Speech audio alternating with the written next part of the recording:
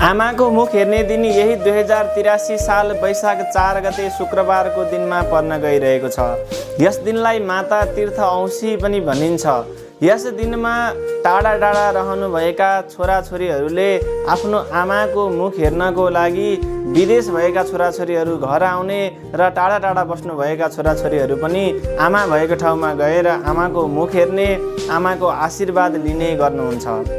आमा नहुने व्यक्तिहरूले यस दिनमा कुनै पनि मन्दिरमा गएर, कुनै पनि तीर्थमा गएर आफ्नो आमाको नाममा जल तर्पण गर्ने पनि गर्नुहुन्छ। यस दिनमा आमालाई भेट्न जाँदाखेरि लिएर जानै पर्ने 3 वटा कुराहरूको विषयमा आज हामी चर्चा गर्नेछौँ। पहिलो नम्बरमा लिएर जानुपर्ने कुरा भनेको कुनै पनि प्रकारको वस्त्र।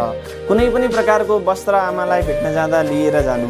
दोस्रो नम्बरमा लिएर जानुपर्ने कुरा भनेको फलफुल अथवा मिठाईहरू। आफ्नो आमालाई मनपर्ने कुनै पनि फलफुल र मिठाई लिएर जान सक्नुहुन्छ।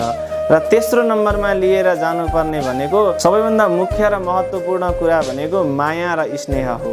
हजुरले आफ्नो आमालाई भेट्न जाँदा, आफ्नो आमाको मुख हेर्न जाँदा माया र स्नेह लिएर जानुभयो भने त्यो